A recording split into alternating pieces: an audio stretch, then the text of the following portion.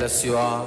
Let you all open all your three eyes and manifest the powers of Mahasadashiva. Om Nityananda Paramashivoham.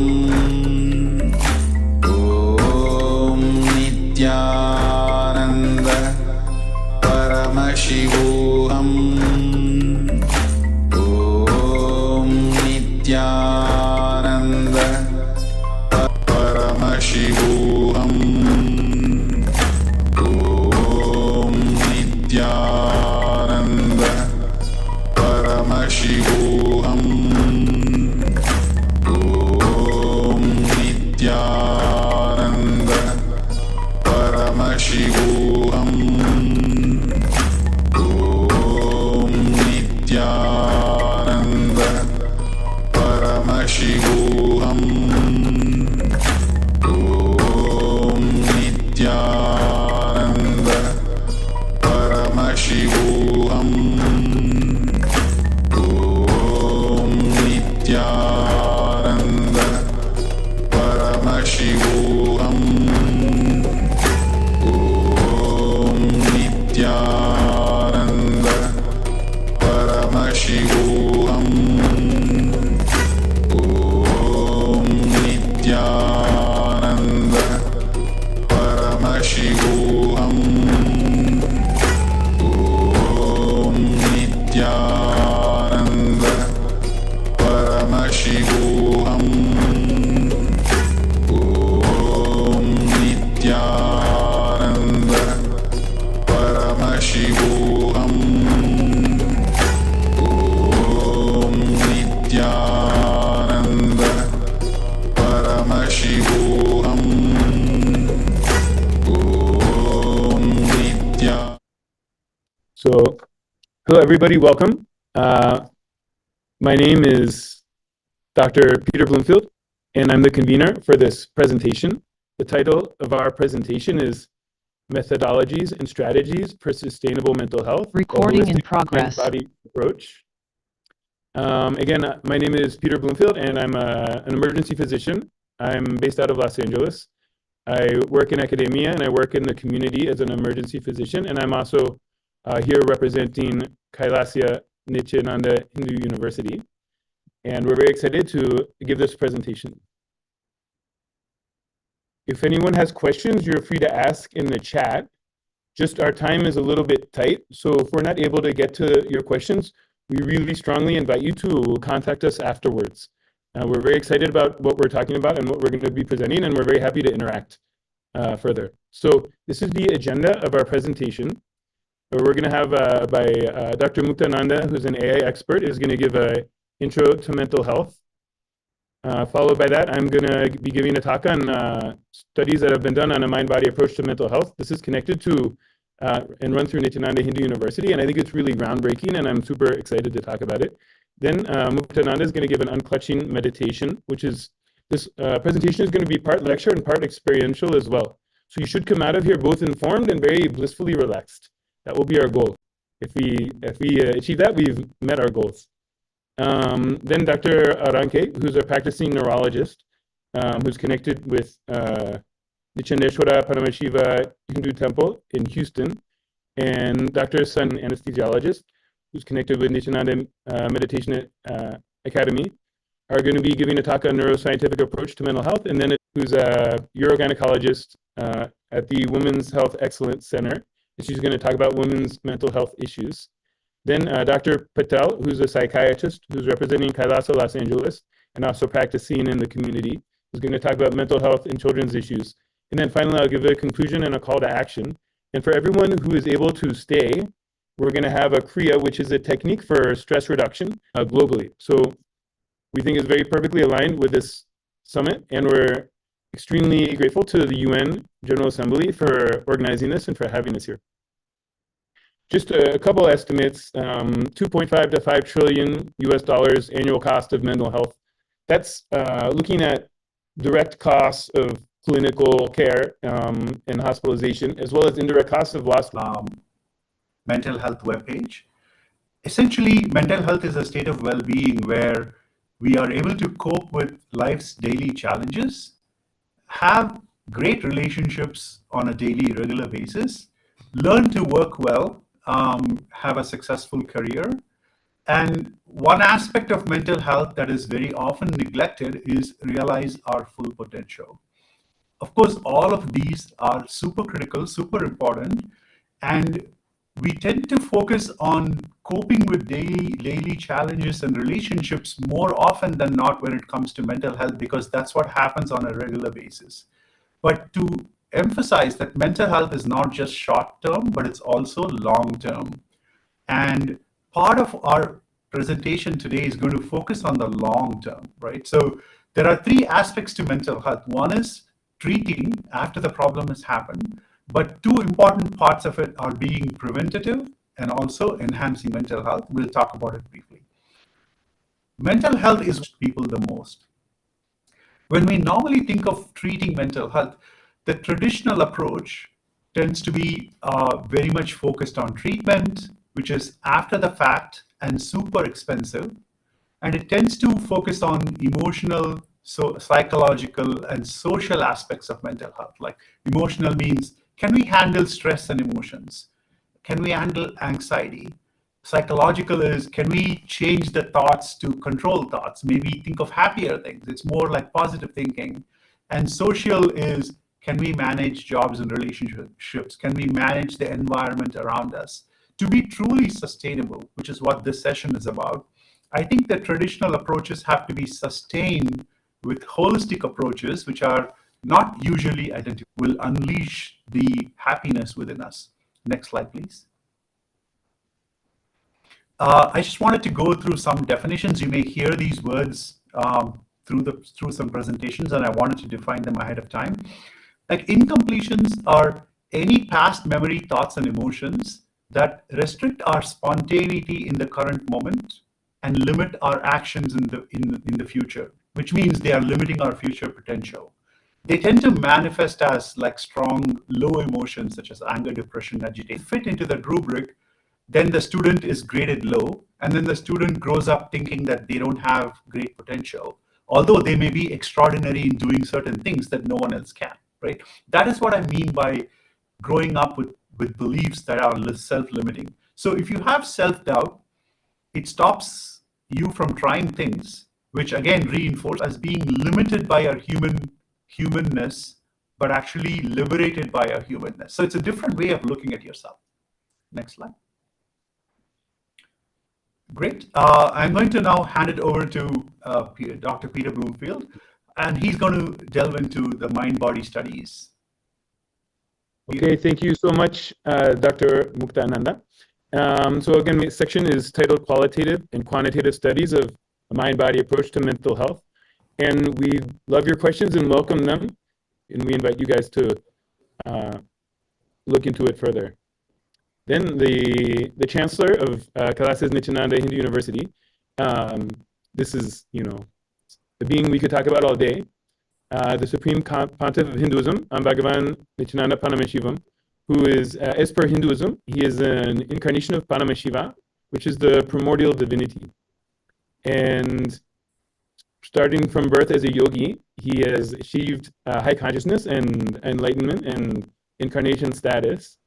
And from that space, he has reestablished the United States of Kailasa, which is a Hindu civilizational nation in service to Hinduism. It also has sovereign land as a sovereign state, also functions as a civilizational state, to Bhagavan Nityananda Paramashivam, sometimes as Swamiji, which is a way that we refer to him, which is an address of tremendous respect and tremendous affection because of the positivity he's brought to our life. So cellular and physiologic level.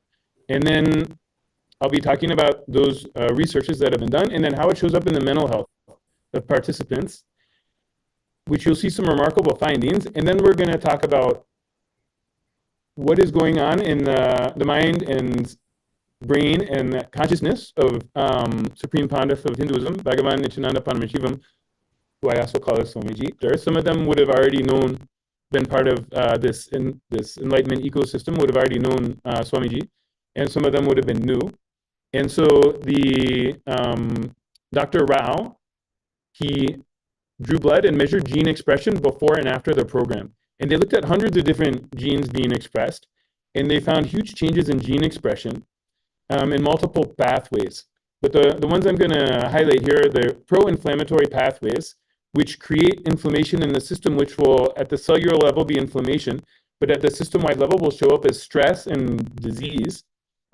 Many of these pro-inflammatory pathways were downregulated. And when I say downregulated, it means like 2 to 7-fold in reduction of the proteins, of the gene products.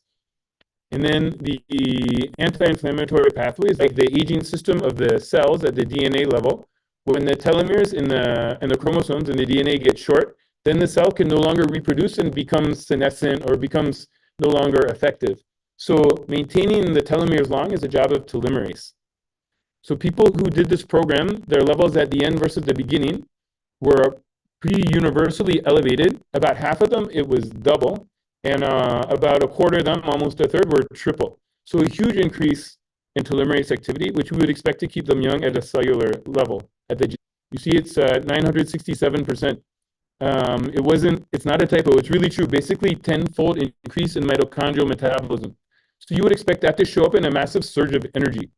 So when you put together at the cellular level a huge surge in energy, it looks at mindfulness, which is your ability to be present, right? Everyone is talking about mindfulness and being in the present moment. So we wanted to measure all these things in people before and after the program. Some of the people in the program had already done similar programs and taken the initiations, and some people were new. So it was a combination. It was a convenient sample because it's through an online program. And then we did a paired and unpaired analysis. So here's what we found. So the total score, for US average, total score is around 18. A higher number means more depression, more anxiety, more stress. So you want a low score in this, or better than the US average in terms of anxiety, which again may reflect their previous initiations and their connection with this enlightenment ecosystem and this mind-body approach. But afterwards, even greatly reduced. And stress as well went from 4 to 2 or 5 to 3. Over 14 is stress, and the US average is 8. You can see all these graphs on the left. You can see the line graphs is the paired, and then the bar graphs. Both paired and unpaired, highly statistically significant in all of these. So statistically and clinically very significant, really, really profound. And you can see again, if you look at the line graph and the bar graphs, everything's just going up. So really a profound sense of well-being from participating in this program, and both statistically significant and clinically significant. The SF36, this is a very complex scale. It gives 9 total scores around physical and mental health. Again, the higher is better. We did just a paired analysis for this, and all of them were improved. 5 out of the 9 met statistical significance, and they were also clinically significant. I just included a couple graphs here. The total score, you can see the unpaired analysis was statistically significant. So again, we see an increase in mindfulness. So then the question becomes, what are these programs? What is special about these programs that's bringing these really remarkable changes at the cellular level? Particularly the mitochondrial assay, you'll never see anything. Frontal lobes meet right at the area where the chakra of the third eye, as per Hindu structure, Hindu spiritual anatomy, right where that is, that area would light up in the brain when you would activate his third eye, which I think is really fascinating. And then on EEG, which measures brain activity, they found complete control over brainwave activity. He could just control his brainwaves at will.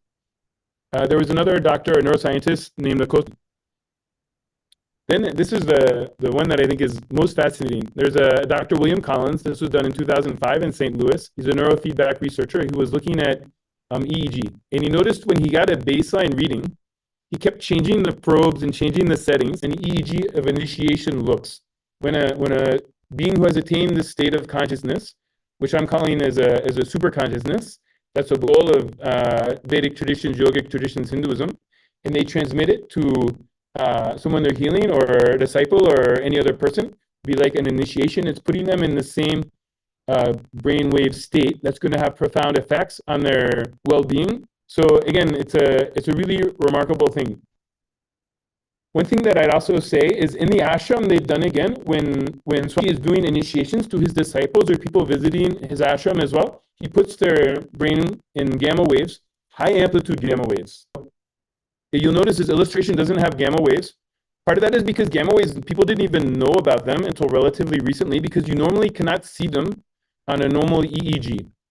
They were normally detected with something called a QEEG, where you take a computer and look at the raw data and see tiny little, very, very low amplitude up and down high frequency waves that you can't really see with your naked eye, but the computer cameras dementia. And even in animal models, they've showed if they can induce gamma waves, the plaques and tangles that you see at the cellular level of dementia start to get cleaned up.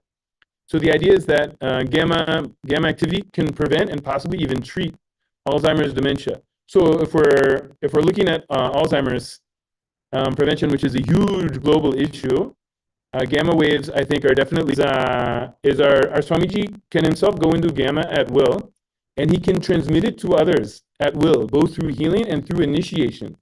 That itself is remarkable, and it speaks to the power of the programs and how the mental health of whole communities can be uplifted that way. What is even more exciting to me, and I've been personally had the opportunity to do EEGs. Some of his very high level disciples are developing this capacity, which means this level, which we're positing as a space of super consciousness, very high level of consciousness that correlates with concepts of enlightenment that have been talked about throughout history. This level, this capacity can be built in people and built in large groups of people over time. So this is raw data of an EEG of a very high level disciple of Swamiji, and you can see gamma activity is over 30 oscillations between these two yogic shaktis that are beyond the scope of this presentation. But while doing these things, they'll describe a very low TPS, which again, TPS is thoughts per second, means completely quiet mind. And their whole sense of space will be just completely spacious and unclutched. So we're really excited about this. I think it has tremendous significance for humanity on many levels. And we're excited to research it further. So that is worthy of having this life experience and can express this life experience. And one thing that I think is connected all throughout the world, Hindu diaspora, people who have come from Hindu, which actually denote that kind of a state, right? So there is a meditation. We just wanted to play a little video about a meditation that can help you get to that state and calm your mind down. Like very often we are all filled with anxiety, and this meditation personally has helped me calm myself down in a moment of stress or anxiety.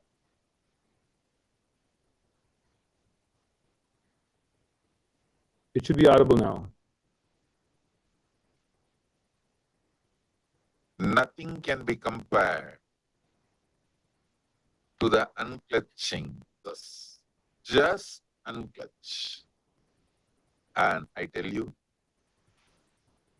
it will develop such powerful will persistence in you. Such powerful will persistence.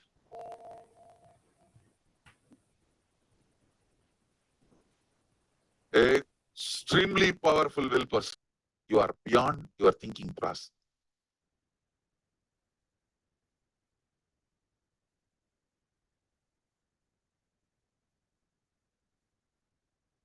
You will sit with yourself in a very matured way, highly matured way. Unclutch from all thought process.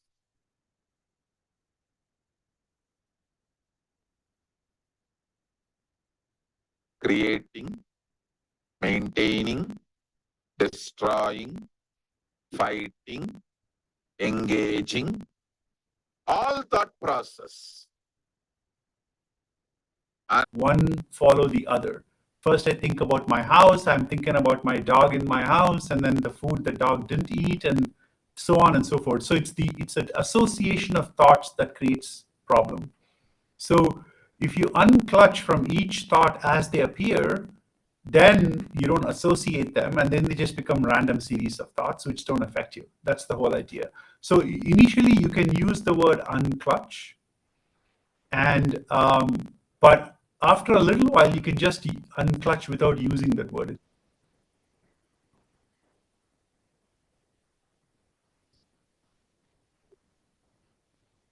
So are you sharing the audio from your output from your computer? Yeah. While sharing video? Yeah. Yeah, I'm not sure why. Maybe I'll turn up the volume.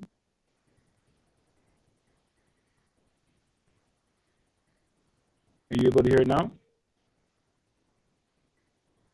No.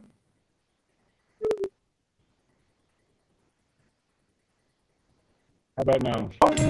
Close your eyes and unclutch from your thoughts.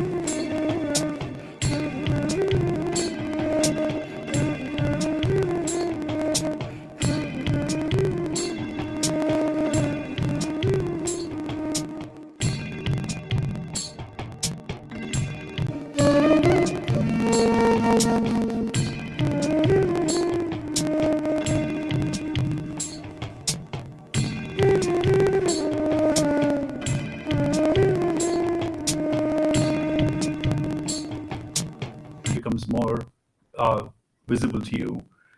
Sometimes the blood pumping through your heart becomes more audible to you.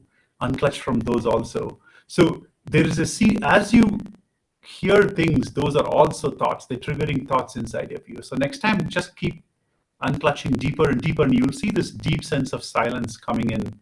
So it's a great technique. You can try it anytime. But also pathways or circuits of communication between different brain regions are important. I'm going to be showing how, so at this point, study, kind of quantified the mood based on validated scales, looking at anxiety and depression, brain and the digestive system, which is two-way, which is really important in mental health.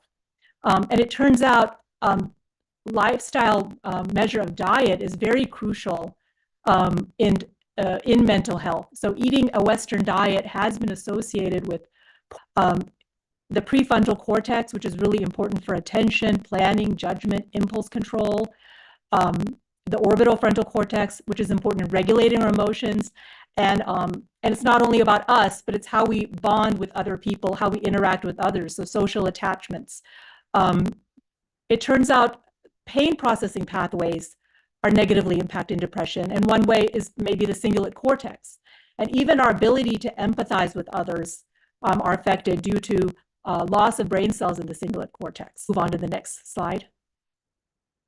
So what has been really, in a way, groundbreaking is that initially we thought that brain cells, we have a limited number of brain cells or neurons, and once they're gone, they're gone. But it turns out certain practices, especially yoga and meditation, can actually lead to neurogenesis. We're actually generating new to others, interact with others. All of these areas are very important for that, and these are enhanced with increased amount of brain cells in yoga practitioners. Very interestingly, there's an area of the brain called amygdala, and this is involved in processing fear pathways. This is sometimes called it's important part of our very primitive attention and controlling the autonomic nervous system, such as the dorsolateral prefrontal cortex, parietal cortex, hippocampus, temporal lobe, anterior cingulate striatum. These are also involved in emotional processing, some of these areas. Very interesting, and they tend to have less of the natural loss of brain cells that happen to us as we age. So it's also protective of the loss of brain cells or neurons. So very important for as we age it can have a very promising effects and protective effects. Also, other studies have been done looking at the brain chemicals, which are important in regulating our emotion and mood. At baseline, meditators have a higher level of serotonin, which you may have heard about. Serotonin, which is important for helping us to and unfortunately, what this does also is this leads to a cascade of other events in the body, including more inflammation, which ends up increasing risk for various health problems that we see today, such as high blood pressure, diabetes, heart disease. There was a very interesting study they took up people who were depressed and put them. I'll invite Dr. Pandav to discuss the next few slides. So Dr. Pandav will discuss these slides quickly, and then we'll have a very short video and short discussion to follow. Thank you so much, Dr. Pandav. Hi, this is Dr. Pandav. I practice in the US near Baltimore. And thank you, Dr. Shachi, for. So this is what whole food plant-based diet is. We also call it Sattvic diet. So what essentially this diet does is it is high in fiber, high in antioxidants, high in polyphenols. So basically, what it produces neurotransmitters like serotonin, dopamine, glutamate, and microbial composition is crucial. Some contribute to good mental health and others are detrimental and it names few of the bacteria. And also it has positive impact by regulating taurine, cortisol, metabolic pathways, and short-chain fatty acids, reducing stress and anxiety. And last thing I already told, the whole food plant-based diet. The next slide. Well, you can go very quickly over this, Pandav. I believe we have a video. They have not developed a biomemory where the pain is stored and gets inside your system and creates pain. No.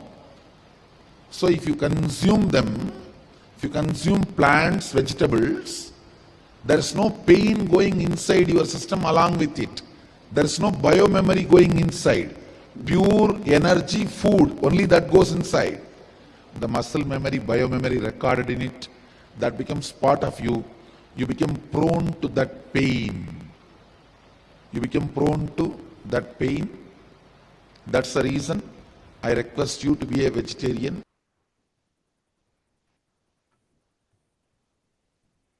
Okay, now we'll have further enhancing health. So we're getting beyond just preventing disease. We're actually these can help us to live our optimal health. In other words, reaching our full potential, mind, body, and consciousness.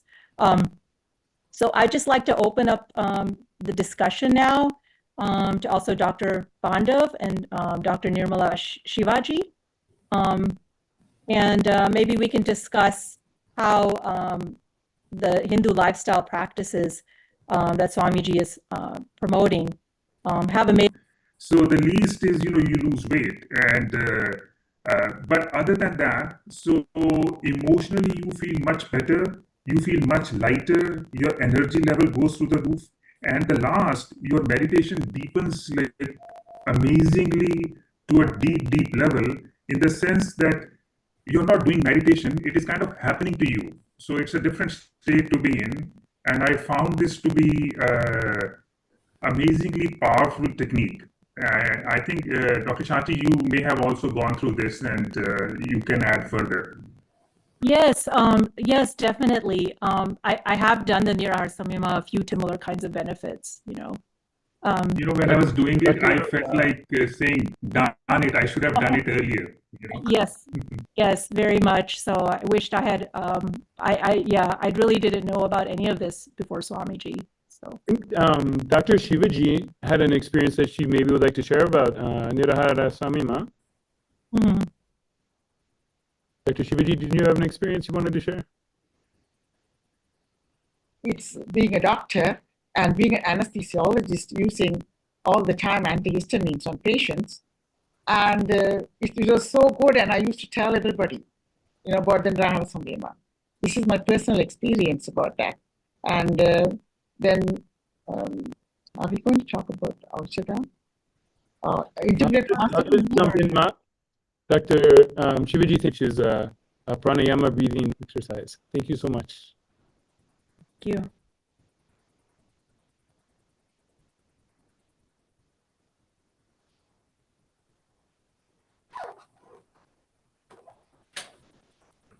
because we are running out of time, I'm going to go through this very briefly. But what Dr. Aranke, and roll your tongue and just put it outside of your mouth just a little bit so that your tongue is sticking out like this. And then deeply inhale through your tongue and then exhale through your nose, right? Like this.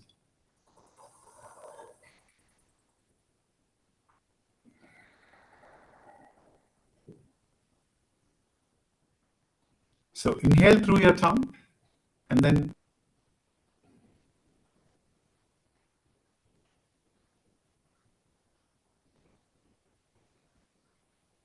it works instantaneously, and you also see your mind is calmed down. Great. Now let's move on to the next pranayama. Normally, when you do this Shitali pranayama, you do it 21 times, like breathing in and breathing out. That's one cycle. Do it 21 times. It's very powerful. The next pranayama I'm going to teach you is called Anapana of 10. For example, 1, 2, 3, 4, 5. Close your left nostril and breathe out through your right. 1, 2, 3, 4, 5, 6, 7, 8, 9, 10. Now breathe in through your right nostril again. Search for it online.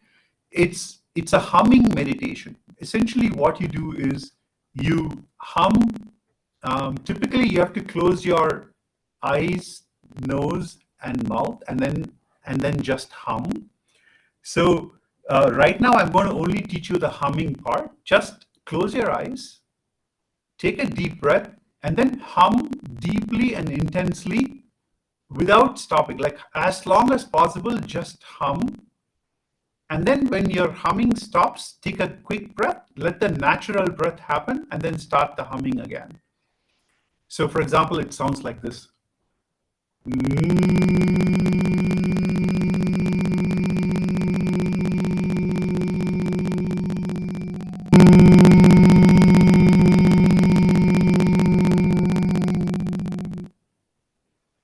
Now, while you're doing this, for a more intense hum, you can actually close your ears also. Like put your fingers on your earlobes and close them, and that will intensify the hum because the sound hums inside your head. And very soon your entire head, your chest, your body will start humming along with you like this. This humming is a very intense exercise. Great. So these are things you can practice pretty much anywhere. And these are all revived by Swamiji. Swamiji has taken all these ancient techniques and then put them in modern. Okay. Here I'm going to talk about sustainable mental health and AI. I have practiced AI for a very long time, and I've applied AI to multiple different domains. And most recently, I've applied AI to education. And AI is an amazing area which is useful in mental health. Next slide. And the key challenge here is scale. Like sustainable mental health requires scale. And millions need help with anxiety, loneliness, and depression. But the primary challenge is lack of access to mental health access to people. Let's go to the next slide. Today's AI is actually super powerful. It can be very conversational in asking questions and getting answers. And it can be very personal. It can be personalized without storing personal information. And if you have availability, like access to a phone, a smartphone, you to ask questions and get answers. It's very easy. Go to nityananda.ai, or you can use the barcode that's available on the screen. And it's a great, you have to sign in for you to get access, but it's about how my wife will feel, what do I do about it? This AI makes use of the, if you can pause the video here, Peter, just for a second. it uses the core principles that Swamiji's taught in terms of what spiritual principles are for living, like authenticity. Authenticity is living to the highest potential. Responsibility is feeling like everything in and around. Can we press play again?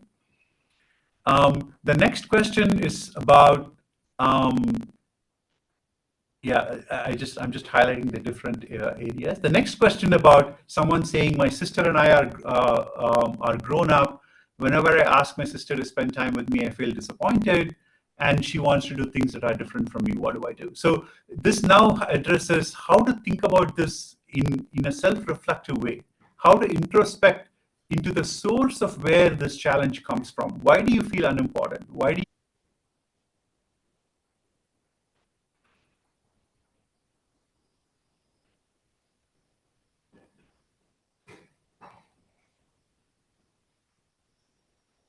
Yeah, this next section is about asking for yoga and meditation techniques for de-stressing, and it chooses techniques from scriptures and shares them with you. Anyway, that's the quick demo. Let's move on to the next section.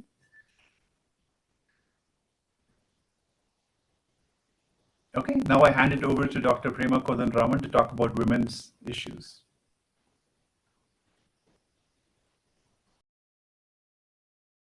The incidence of mental illness among women. 1 in 5 women experience a mental health issue every year. Women are diagnosed with anxiety and depression twice as men. 25.7% of young women report having self-harming at some point. If you look at here from 2008 to 2022, the incidence of mental illness among women is increasing. It's pretty alarming. In self-denial and self-hatred, discrimination and gender inequality, experience of sexism, workplace discrimination, and the gender pay gap can lead to chronic stress. Relationship dynamics, women often become on emotional labor.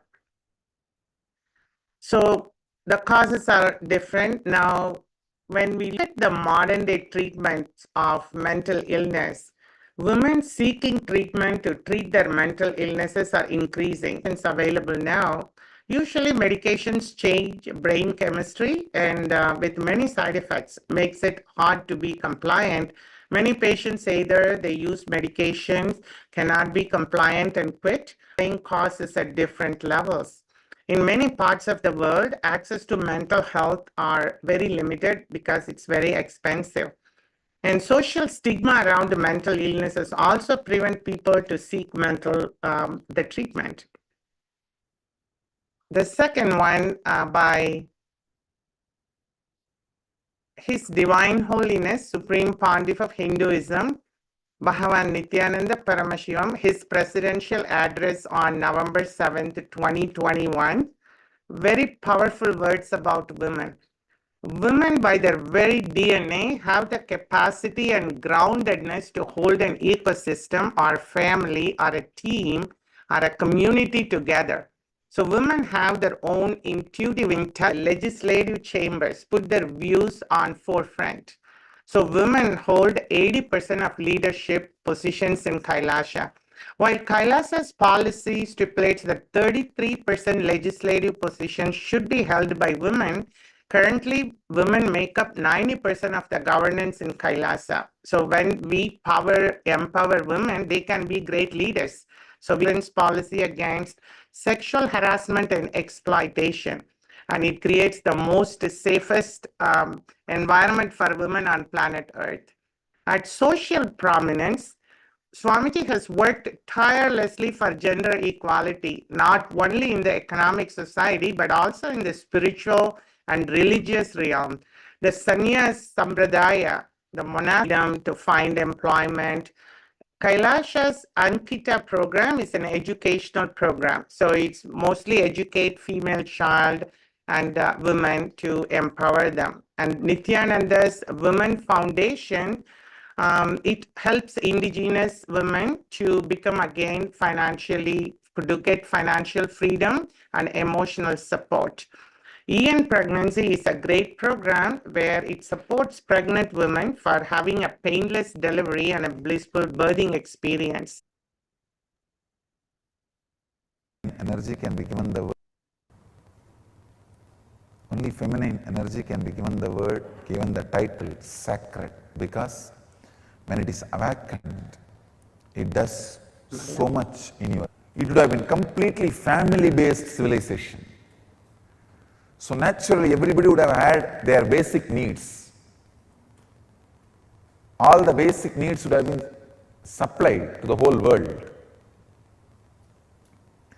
Multi-dimensional level, and KAILASA is a model infrastructure not only empowering women at all levels and bringing the best within them, like leadership, stability, powerfulness, and divinity.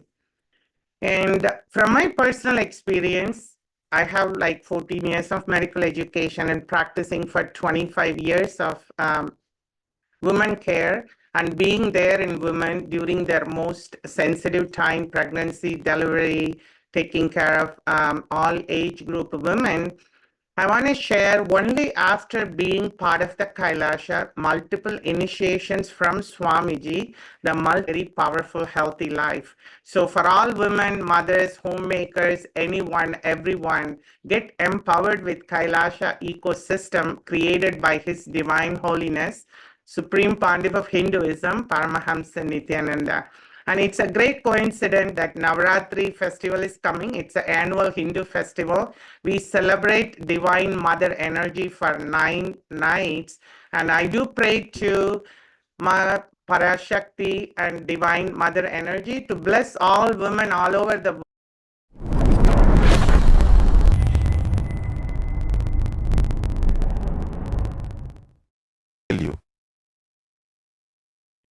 If you sit with mirror and chant Mahavakya and do completion, you will see me in the mirror, then all your patterns are complete.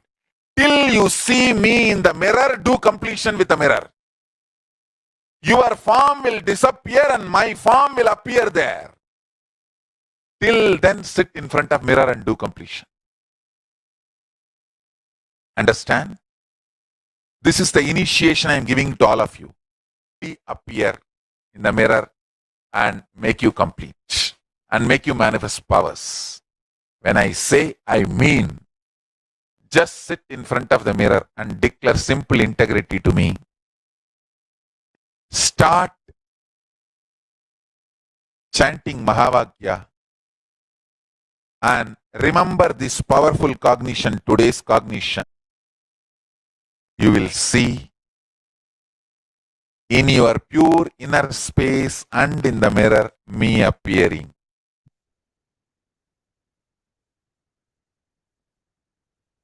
Now we invite Dr. Patel to come talk about children and mental health issues. Hello, everyone. I'm Dr. Sailes, among 15 to 29-year-olds, and 296 million people globally deaths were attributed to drug use. Can we have next slide? So here are some of the unique challenges for children, which includes physical, emotional, and social changes, adversities such as poverty, abuse, exposure to violence, pressure to conform with other consciousness-based approaches, which were discussed earlier, practiced on a regular basis, including yoga, meditation, and sattvic diet. Swamiji had given details how this Hindu education system promotes freedom to explore and be creative, and not force children into strict curriculum, and nor evaluate them for which Bender-Gestalt test was performed. This test assesses visual motor skills, development, neurological functioning, and level of whole brain activation. This test is divided in 2 phases. First phase or copy phase, students are first asked to copy 12 images of various complexity. This copy phase reflects the student's visual motor intelligence and maturity. In second phase, recall phase, which is recall phase, students need to remember fell into category of genius and very high superior intelligence, IQ score of 120 and above. So it shows very impressive numbers. Next category, intellectual maturity compared to to change to integrate such education into conventional curriculum. And of course, as I said, more studies are needed for this evidence, but policies to change and integrate this education into conventional curriculum would be a good to be able to stay. But just briefly, it's our conclusion that these mind-body model we've been discussing and these lifestyle model we've been discussing for mental health treatment would help the UN achieve the Sustainable Development Goals. Peter Bloomfield, my email, and Sri Mukta Ananda, his email as well. They're both posted at the bottom. Also, policymakers for children's mental health, we invite you to contact us for collaboration for how to incorporate this approach to traditional education and for further research. And then, of course, the Padma Shri Voham program is a program that I referred to that showed profound positive effects on mental health, reduction in depression, anxiety, and stress, extreme improvement in well-being, mindfulness, and overall health. That program is ongoing. You can find it at padmashivoham.org. Shall I play the video, Mukta, or do you want to speak first? Yes. Play the, I think, like I said before, kriya is a combination of yoga positions, yoga asanas. In different ways. The human body has 7 circuits: blood circuit, circulatory system, nerve circuit, the nervous system, prana circuit, the respiratory system, digestive circuit, excretory circuit, reproductive circuit, and energy circuit. Of these circuits, the energy circuit is governed by the Kundalini energy. Though not spoken much by the medical science, but elaborate references have been given for the flow to resume. Similarly, when there is a block in the energy circuit in the body, there is impedance to energy flow forward, and it results in disease in that particular organ. The Kundalini energy in our body is like the water in the water tank. Kriyas are powerful tools which help to remove the energy blockage and restore the energy flow. When the body is aligned in certain postures, To that circuit. See, putting your body in certain asana makes the circuit blockage free. The circuit becomes perfect, but only through the you are free. These kriyas are not just ordinary asana, ordinary yoga postures, ordinary kumbhaka, ordinary pranayama. It is like two different chemicals.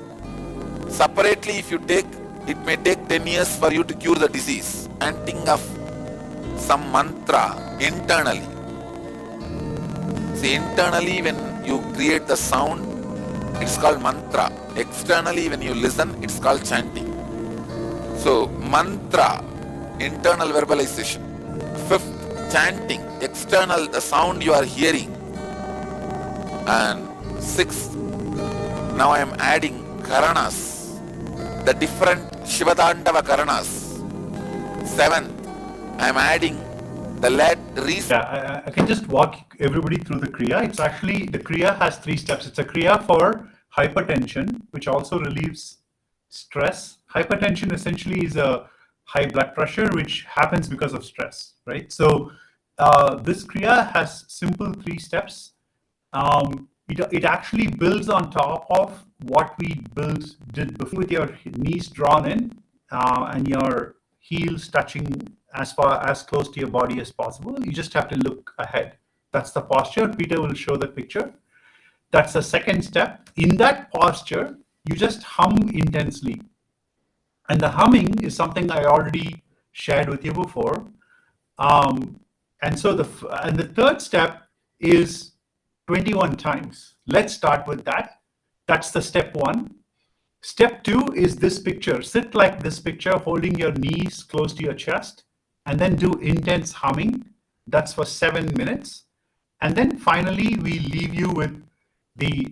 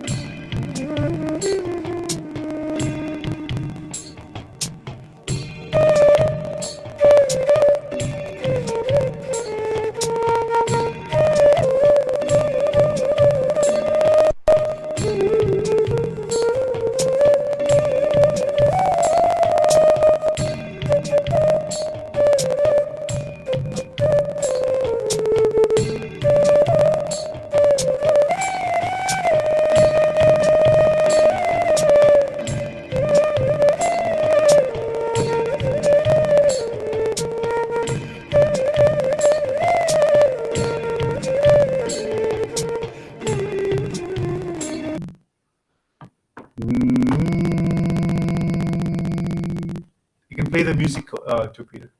Thanks.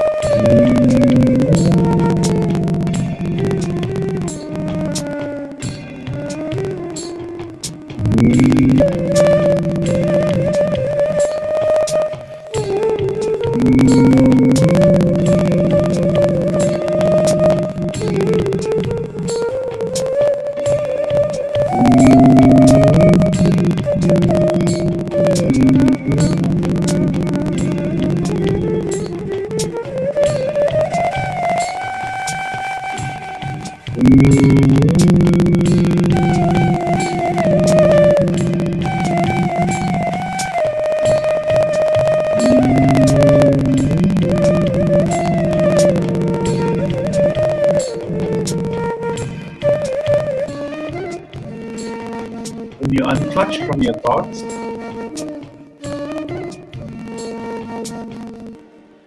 you will start focusing more on the music and the sound outside of you. Unclutch from that also.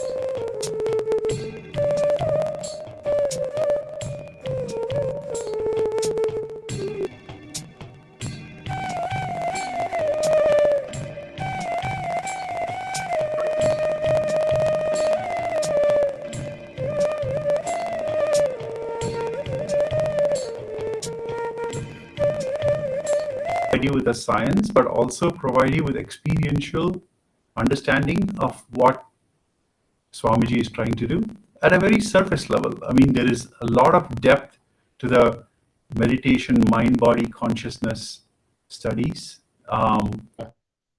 Research collaborations, funding collaborations, anything that you want to collaborate with. And we really believe that this science will absolutely 100% help the UN achieve their sustainable development goals, and are excited to further collaborate with the United Nations going forward. Thank you so much, everyone, for coming, and have a beautiful rest of your evening. Thank you so much.